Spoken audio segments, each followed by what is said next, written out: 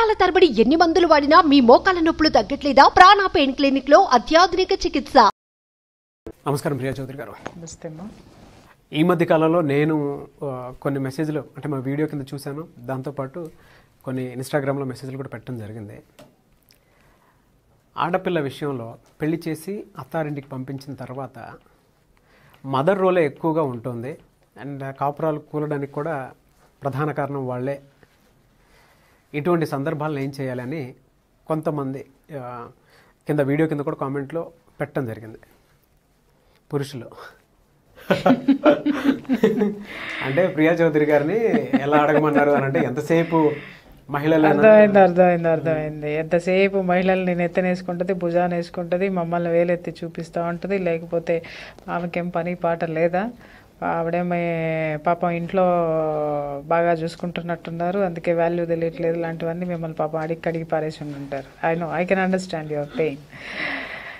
Yes Nagaraj గారు, ఈ అత్తలతోటే problem వస్తుందంటే అటత్త ఇటత్త ఎటు చూసిన కాపురంలో 90% కల్లోలం ఎక్కడొస్తుంది అని అంటే అమ్మాయి అత్త నుంచో అబ్బాయి అత్త నుంచో. వీళ్ళు విపరీతంగా పిల్లల కాపురాల్లో జోక్యం చేసుకోవడం. లాస్ట్ టైం మీరు అన్నట్టు ఇంతకుముందు చాలాసార్లు మనం ఏం మాట్లాడుకున్నాం, మెయిల్ డామినేషన్ గురించి మాట్లాడుకున్నాం. అటు అత్తగారులు, ఆడపిల్ల అత్తగారింట్లో ఎన్ని వేధింపులకు గురవుతుందో మనం మాట్లాడుకున్నాం. Other side of the coin కూడా మాట్లాడుకోవాలి కదా మనం. ఇప్పుడు వచ్చి చూస్తే అవి అక్కడ ఎంత మానసికమైనటువంటి వేధింపులు ఉంటాయో ఇక్కడ ఈ వేధింపులు, ఈ పిల్ల తరపున అమ్మ తల్లి యొక్క వేధింపులు ఇంకా భయంకరంగా ఉంటాయి. పాపం అక్కడ ఏంటంటే కొండొక ఏమవుతుందంటేనండి, ఎక్కడో ఒక చోట ఆడపిల్ల ఇది నా ఇల్లే అనుకొని ఒక భావంతో స్థిరంగా అక్కడ ఉండి ఎదుర్కొనేటటువంటి పరిస్థితులు, ఆత్మధైర్యం చాలా ఉంటుంది. ఇది అటు భర్త తరపు నుంచి అమ్మగారు జోక్యం చేసుకుంటే ఇది నా ఇల్లు, ఏనాటికైనా ఇది నాదే అనేటటువంటి ఒక ఆత్మవిశ్వాసంతో కానివ్వండి, ఒక నమ్మకంతో కానివ్వండి ఆవిడ ఎదుర్కొంటుంది, భరిస్తుంది. తర్వాత చాలామంది సాధించుకుంటారు జీవితాలు.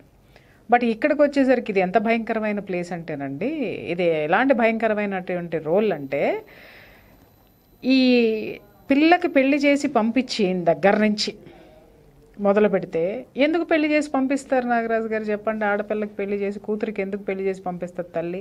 చక్కగా అమ్మ ఇగో నాలాగా నువ్వు కూడా హాయిగా వెళ్ళి కాపురం చేసుకో, అది నీ ఇల్లు, ఆ నీ ఇంట్లో ఏదైనా సమస్యలు వచ్చినాయి అంటే చెప్పు, అప్పుడు నేను హెల్ప్ ఉంటాను అని చెప్పి పంపించాల్సినటువంటి తల్లి ఈవిడ సమస్య కూర్చుంటుంది వాళ్ళ రేపట్లో.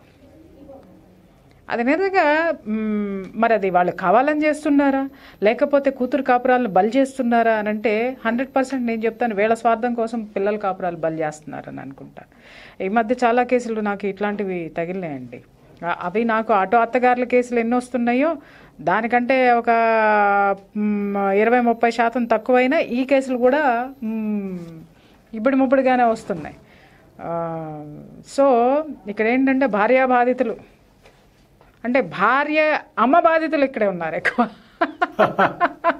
కోడలి అమ్మ బాధితులు అని చెప్పాలన్నమాట ఇక్కడ. సో వీళ్ళు అది నీ కాపురము, నీ ఇల్లు, కూతురుకి ఒక జీవితాన్ని మనం ఏర్పాటు చేశాము. సో తనకేదన్నా సమస్యలు వచ్చినప్పుడు తను చాకచక్యంగా చక్కగా అక్కడ పరిష్కరించుకుంటుంది.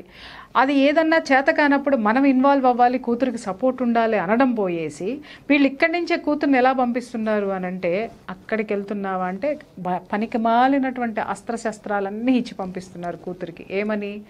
ఆడపడుచుని గడప తొక్కనివ్వకు, వాళ్ళని దగ్గరికి రానివ్వకు, అత్తగారు ఆడ కూర్చోబెట్టు, ఇన్వాల్వ్ అవ్వనివ్వకు, పెత్తనం చలాయించనివ్వద్దు, అక్కడ నీదే సాగాలి, నువ్వే ఉండాలి, నీదే రాజ్యము, మొగుడిని గుప్పెట్లో పెట్టుకో అంటారో మరి, లేకపోతే కొంగును ముడేసుకో అంటే ఇది వేరే విషయాలండి. మొగుడిని గుప్పెట్లో పెట్టుకోవడం, కొంగును ముడేసుకోవడం అనేది నర్మగర్భంగా ఉండే వెనకటి రోజుల్లో.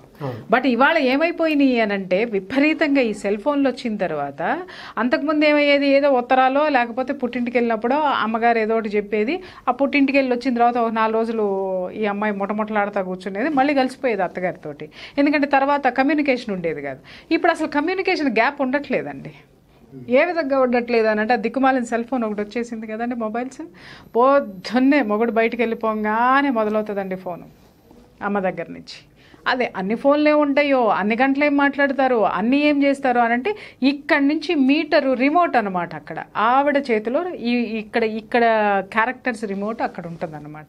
కూతురు యొక్క యాక్టివిటీ రిమోట్ ఆవిడ దగ్గర ఉంటుంది. ఆవిడ ఫార్వర్డు, బ్యాక్, తర్వాత పిక్చరు, పిఐపి, పిఓపి అన్ని దాంట్లో నొక్కేస్తూ ఉంటుంది అనమాట. ఈవిడ ఇక్కడ దాన్ని బట్టి ఈ స్క్రీన్ ఆడుతూ ఉంటుంది. అది నిజంగా చెప్తున్నాను, ఆడపిల్లల కాపురాల్లో, సొంత కూతుళ్ళ కాపురాల్లో నిప్పులు పోసేటటువంటి తల్లులు భయంకరంగా ఉన్నారు ఇవాళ రేపట్లో. దయచేసి అది మానుకోండి. ఇవాళ పిల్లలు కూడా ఏంటంటే వాళ్ళకి సమాజంతో అటాచ్మెంట్ లేదండి. ఎందుకంటే వాళ్ళకి పుట్టినప్పటి నుంచి కూడా చెప్తున్నాం కదా, ఈ మధ్య కాలంలో వచ్చినటువంటి కుటుంబాలు కాపురాలన్నీ ఎట్టా ఉన్నాయంటే ఇండివిజువల్ ఉండేసరికి నేను నువ్వు ఇంకెవడో వద్దు అనేటటువంటి దాంతో సమాజము, ఆ సమాజంతో అనుసంధానము, బంధుత్వాలు, తర్వాత అత్తగారు, దానికి సంబంధించినటువంటి జీవితము, వైవాహిక జీవితంలో ఉండేటటువంటి మాధుర్యము, అక్కడ ఉండేటటువంటి అనుబంధాల గురించి ఏ తల్లి ఈరోజు చెప్పట్లా. ఆడికి వెళ్ళంగానే నీకేమొచ్చినా నాకు ఫోన్ చేయి, ఈవిడ ఇక్కడ కూర్చొని చెప్తుంది అనమాట. అసలు అక్కడ అత్తగారింటి దగ్గర నుంచి నీ కూతురికి ఎంత తెలుసో నీకు అంతే తెలుసు. నువ్వు నీ జీవితాన్ని అనుభవించి వచ్చావు కానీ అటు అత్తగారి జీవితాల గురించి నీకు తెలియదు. నువ్వెందుకు ఇక్కడి నుంచి నువ్వు నీ కూతుర్ని ఆపరేట్ చేస్తున్నావు, లైఫ్ని ఆపరేట్ చేస్తున్నావు? అది ఎలాంటి చిక్కులు తెచ్చిపెడుతుందంటే ఇవాళ నాగరాజు గారి తల్లులు ఏమనుకుంటారు అని అంటే, అక్కడ నా పెత్తనమే సాగుతుంది. వీళ్ళల్లో ఒక విధమైనటువంటి డిక్టేటర్స్ ఉంటారనమాట. దిక్కుమాలిన పనికి మాలినటువంటి కూతురు కాపురాలు కూల్చుకునేటటువంటి డిక్టేటర్లు వీళ్ళు. లోపల ఉండిపోయి దాన్ని పాపం మనశ్శాంతిగా తిండి తిననివ్వరు, మొగుడితో కాపురం చేసుకోనివ్వరు, అత్తగారితో మాట్లాడనివ్వరు, ఆడపడుచుని చూడనివ్వరు. అసలు దాని జీవితం ఏంటో దానికి తెలియదు. ఇక్కడి నుంచి భర్త బయటికి కాఫీ తాగాడనంటే కప్పులో ఇచ్చావా, గ్లాసులో ఇచ్చావా దగ్గర నుంచి మొదలైతే, మీ అత్తగారికి కాఫీ నువ్వే ఎందుకు ఇచ్చావు, ఆవిడ తాగలేదు, ఆ దగ్గర నుంచి రాత్రిపూట బెడ్ మీద పడుకునేంత వరకు కూడా ఏ విధమైనటువంటి యాటిట్యూడ్ వీళ్ళకి ఉండాలి అనేది వీళ్ళు ఇక్కడి నుంచి వాళ్ళకి చెప్పేస్తా కూర్చున్నారు. కాపురాలు ఏమవుతున్నాయంటే నాగరాజు గారు, ఒక్కళ్ళు కూడా ఆ కుటుంబంలో సంతోషంగా ఉండేది లేదు. ఇన్క్లూడింగ్ నేను చెప్తున్నాను, ఇలాంటి తల్లులందరికీ నేను చెప్తున్నా, చాలామంది పిల్లలు నా దగ్గర ఏడ్చినారు కూడా. ఆ తల్లులు ఏం చేస్తున్నారంటేనండి, వాళ్ళ యొక్క నియంతృత్వాన్ని, వాళ్ళల్లో ఉన్నటువంటి మొండితనాన్ని, వాళ్ళల్లో ఉన్నటువంటి జలస్ని, వాళ్ళల్లో ఉన్నటువంటి ఈర్షని, వాళ్ళల్లో ఉన్నటువంటి అవగాహన రాహిత్యాన్ని మొత్తాన్ని కూతురు మీద రుద్దేస్తున్నారు. కూతురు కాపురం మీద ఇంపాక్ట్ పడిపోతుంది. అది ఏమవుతుందంటే నిత్యం ఆ పిల్ల విపరీతంగా గొడవలు పెట్టేసుకుంటుంది. అత్తగారు ఏం చేసినా ఈవిడ తప్పు చూపిస్తుంది అనమాట. తల్లి చెప్తుంది అలా చేయకూడదు, ఇలా చేయకూడదు, ఆవిడ ఎందుకు అలా అంది, నువ్వెందుకు ఊరుకున్నావు, లేకపోతే భర్త ఏమన్నా అన్నాడు అనంటే ఇంకేం చేస్తున్నాడో కనుక్కో, ఇంకేం జరుగుతుందో కనుక్కో, నువ్వు అసలు పడమాక, నువ్వు ఏది చేయమాక అని చెప్పి ఇక్కడి నుంచి చెప్తుంటే ఆ అమ్మాయి తన సంసారం ఇది అనడం మానేసి వాళ్ళు ఏదో శత్రువులు అన్నట్టు, భర్త దగ్గర నుంచి, అత్తగారి దగ్గర నుంచి, ఆడపడుచుల దగ్గర నుంచి అందరు శత్రువులు అన్నట్టే మాట్లాడేస్తుంది అనమాట. పొద్దున్న లేచిన దగ్గర నుంచి పాచి ముఖం నోరు కడుక్కుందామని బ్రష్ చేసుకుందామని తెరిచిన నోరు ఆ తెరవడం అంటే రాత్రి పడుకునేటప్పుడు మూత పడుతుంది అనమాట. ఈలోపు మొగుడి మీద యుద్ధం, అత్తగారుల మీద యుద్ధం, మాంగారి మీద యుద్ధం, ఎవడింటికి వచ్చినా యుద్ధం. వాళ్ళతోటి వీళ్ళేమన్నా భయపడి పారిపోతేనే వీళ్ళు నోరు మూసుకున్న తర్వాత ఇదే నోరు మళ్ళీ అటు సెల్ ఫోన్లో రింగ్ అవుతూ ఉంటుంది అనమాట. బ్లా బ్లా బ్లా బ్లా బ్లా బ్లా అనే సవతల వాళ్ళమ్మ ప్రాంప్టింగ్ అనమాట. నాటకాలు ఉండే చూసారా నాగరాజు గారు, ఇదివరకు పెద్ద పెద్ద డైలాగ్స్ వస్తాయి, కొత్త నటులు వస్తాయి ఏంటంటే, లేకపోతే సంస్కృతం ఇలాంటివి ఏదన్నా పద్యాలు కానీ ఇవన్నీ మాట్లాడాలంటే కొంతమందికి రాలేదు అనంటే వెనక కొంచెం ప్రాంప్టింగ్ వస్తూ ఉంటుంది. వాళ్ళు డైలాగ్ చెప్తా ఉంటే వీళ్ళు చెప్తా ఉంటారనమాట. సో ఈ ప్రాంప్టింగ్ చేసేటటువంటి పర్సన్, ఆ క్యారెక్టర్ ఎవరంటే ఈ మదర్ అనమాట, ఈ ఆడపిల్ల తల్లి. చివరికి కాపురాలు ఏ విధంగా వస్తున్నాయంటే 5 నెలలు కాపురాలు చేసి 5వ నెల విడాకులు తీసుకునే కొన్ని కాపురాలు ఉంటే 5 ఏళ్ళైనా కూడా కాపురం చక్కబడక మనశ్శాంతి లేనటువంటి కాపురం చేసుకుంటూ 5 నెలలు పుట్టింట్లో ఉండొచ్చి 5 రోజులు అత్తగారింటికి వచ్చి మళ్ళీ గొడవ వేసుకుని మళ్ళీ 5 నెలలు పుట్టింటికి వెళ్ళిపోయి వీళ్ళని నాశనం చేసి వాడు నా ఘర్కా నా ఘాట్కా కొట్టుకున్నాడు.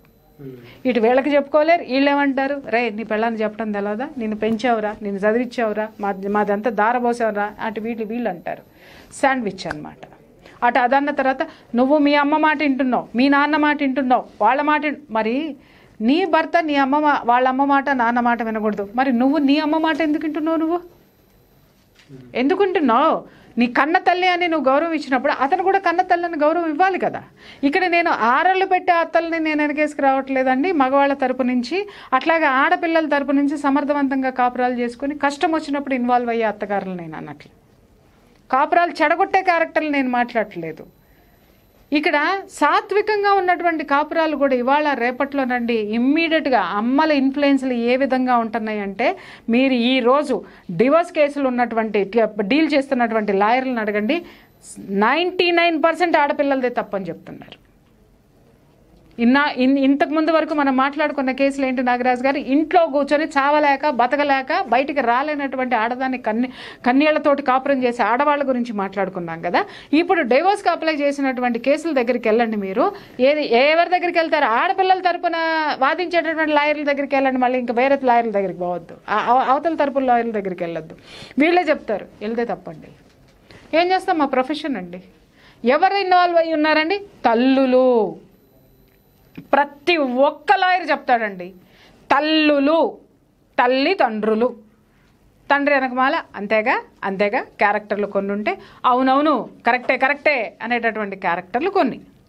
వీళ్ళు ఏం చేస్తున్నారంటేనండి, వీళ్ళ మూర్ఖత్వంతో, వీళ్ళ యొక్క అసూయతోటో జలస్తోటి అనుకోవాలో, లేకపోతే కుటుంబం మీద వీళ్ళకి ఏ విధమైనటువంటి గౌరవం లేనటువంటి క్యారెక్టర్లన్నీ కలిసి ఏం చేస్తున్నాయి, ఈ పిల్లల జీవితాలని మీద ఇన్ఫ్లుయెన్స్ చూపిస్తున్నారు వీళ్ళు.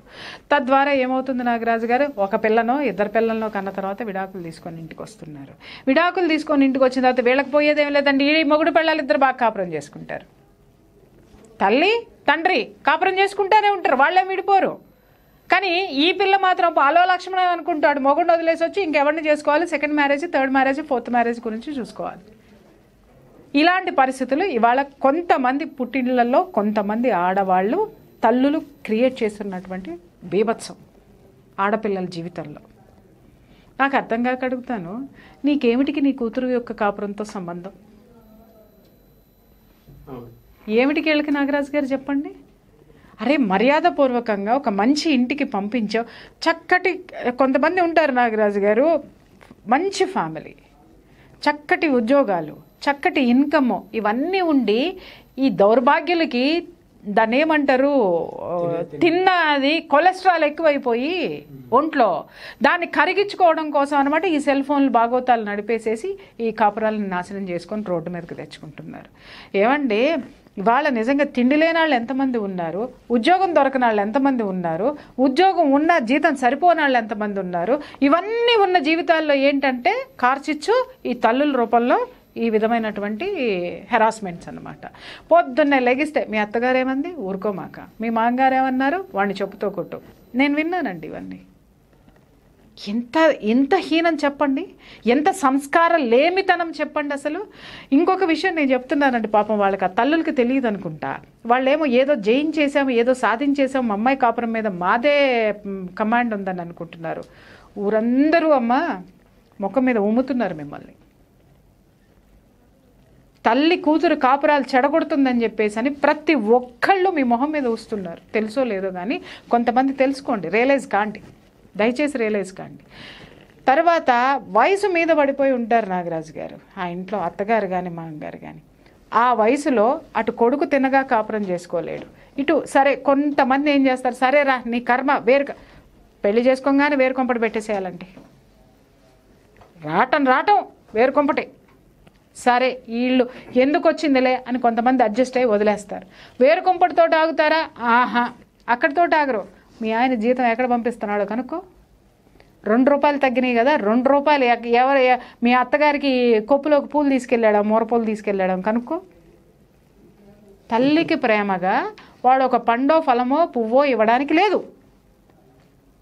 దౌర్భాగ్యం అంతా ఎక్కడ చూపించేస్తారంటే వీళ్ళంతా కూడాను వీళ్ళు ఏదో గుప్పెట్లో పెట్టేసుకోవాలి, ఏదో చేసేయాలి, ఏదో చెందేయాలని చెప్పేసి అని తీసుకొచ్చి ఏంటంటే చక్కగా అన్యోన్యంగా ఉండాల్సినటువంటి కాపురాలు, హాయిగా అత్తమామలతో కలిసి ఉండాల్సినటువంటి ఉమ్మడి కుటుంబంలో ఉండి ఆనందంగా ఉండాల్సిన ఆడపిల్ల బతుకు ఇవాళ ఈ తల్లుల మూలంగా రోడ్డు మీద పడుతూ ఉంది. తర్వాత ఈ తల్లులు ఈ పిల్లలు ఏం చేస్తారంటే నాగరాజు గారు, కొంతమంది ఇక తల్లి కమాండింగ్లో ఉండిపోయి బయటికి రాలేరు, చాలా వరకు రాలేరు.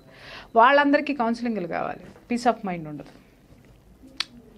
ఉండదు, బయటకు వచ్చేస్తున్నారు. మేడం ఇప్పుడు నేనేం చేయాలి, మా అమ్మకి ఎదురు చెప్పలేను, మా అమ్మని వదిలిపెట్టి వెళ్ళలేను, ఎందుకంటే ఎవ్రీథింగ్ ఆవిడే చూసుకుంది. ఇప్పుడు నేను బయటకు వచ్చేస్తే మా అమ్మ నన్ను రోడ్డు మీద పెట్టేస్తుంది. నాకు తెలుసు మా అమ్మే నా కాపురాన్ని నాశనం చేసింది. ఇప్పుడు నేను ఒక 2 పిల్లల్ని పెట్టుకొని నేనేం చేయాలో నాకు అర్థం కావట్లేదు. అంటే ఈ వయసులో వాళ్ళు 30-35 ఏళ్ళు వచ్చిన తర్వాత, లేదు పెళ్లి చేసుకుని ఎమ్మటే విడాకులు తీసుకున్న తర్వాత కూడాను ఇది మళ్ళీ ఇంకొక ఫ్యామిలీలోకి రెడీ అయిపోతారు, ఇంకొక పెళ్లి చేస్తారు, మళ్ళీ దాంట్లో కూడా మళ్ళీ ఇలా పెత్తనం మొదలైపోతుంది. ఆడపిల్లలు తెలుసుకోవాల్సింది ఏంటంటేనమ్మా, తల్లిదండ్రుల సపోర్ట్ తీసుకోవాలి తప్ప తల్లిదండ్రుల ఇన్వాల్వ్మెంట్ తీసుకోకూడదు. ఇక్కడ ఓకే, కష్టంలో మాత్రమే ఇన్వాల్వ్మెంట్ ఉండాలి తప్ప, పేరెంట్స్కి కూడా నేను చెప్తున్నానమ్మా, మీ ఆడపిల్ల రోడ్డు మీద పడిన రోజునో, రోడ్డు మీద పడుతుందనుకున్న రోజునో, ప్రమాదం ముంచుకొస్తుంది అనుకున్నప్పుడు మాత్రమే మన ఇన్వాల్వ్మెంట్ ఆడపిల్ల కాపురంలో ఉండాలి తప్ప, ఊరికే పోయే ఉబుసుపోక పొద్దుస్తమాను దిక్కుమాలని సీరియళ్ళు చూసుకుంటూ సెల్ ఫోన్లు దొరికినాయి కదా, ఈజీ జియో దొరుకుతుంది కదా అని చెప్పేసి వీడియో కాల్ పెట్టేసుకొని, ఈ మధ్య కొంత భయంకరమైన ప్రమాదం వీడియో కాల్స్. నాగరాజు గారు అత్తగారు ఏం చీర కట్టుకుందో కూడా ఇక్కడ నుంచి చూపించాలి ఫంక్షన్కి వెళ్తుంటే. అన్ని ₹1000 చీర కట్టుకుందా, అక్కడ యుద్ధం. పాపం ఇదేదో అత్తగారితో కలిసి మొగుడితో కలిసి కాపురం వీళ్ళతో కలిసి మంచిగా పెళ్లికి వెళ్దామని రెడీ అయి ఉంటుంది. వాళ్ళ అత్తగారు ఆ చీర కట్టుకుంది అనగానే ఇక్కడ ఈవిడికి కడుపులో గుప్ప గుప్ప భగేలమంటది అన్నమాట, మంట ఎమ్మటే కూతురికి ఊదేస్తుంది. అక్కడ ఈ సెగ కూతురికి తగులుతుంది. ఆ వెళ్ళే ఫంక్షన్ పెంట. వాళ్ళు కూర్చోడు, సరిగ్గా తినే కూరల దగ్గర నుంచి వీళ్ళ పెత్తనము, వెళ్ళే దగ్గర నుంచి పెత్తనము, పెట్టే దగ్గర పెత్తనము. కూతురు కాపురంలో నిప్పులు పోసే తల్లులు ఇవాళ 160 మంది తయారవుతున్నారమ్మా. దయచేసి మీ యాటిట్యూడ్ మార్చుకోకపోతే ఈరోజు మగ వాళ్ళ తరపున ఉన్నటువంటి కుటుంబాలన్నీ కూడా తిరిగి మీ మీద కేసులు ఎట్టాబెట్టి వాళ్ళని వాళ్ళు సంస్కరించుకోవాలి, వాళ్ళని వాళ్ళు కాపాడుకోవాలని రెడీగా ఉన్నారు. రోడ్డు మీద పడి కన్న బిడ్డ జీవితాన్ని ఎందుకు నాశనం చేస్తారు? దయచేసి మన పిల్లలకి మంచి తెలివితేటలు ఉన్నాయి, మంచి సమయస్ఫూర్తి ఉంది, వాళ్ళ కాపురాలు వాళ్ళు చక్కదిద్దుకోగలరు. మీరు పంపించేటప్పుడు ఒక్కటే చెప్పండి, అది నీ కుటుంబము, నీ ఆస్తి, నీ విలువ, నీ సంస్కారం పెరగాలి తప్ప రోడ్డు మీద పడేసుకోమాక అని చెప్పి పంపండి. అక్కడ దుర్మార్గులు దుష్టులు ఉన్నారు అనంటే రెడీ అవ్వండి.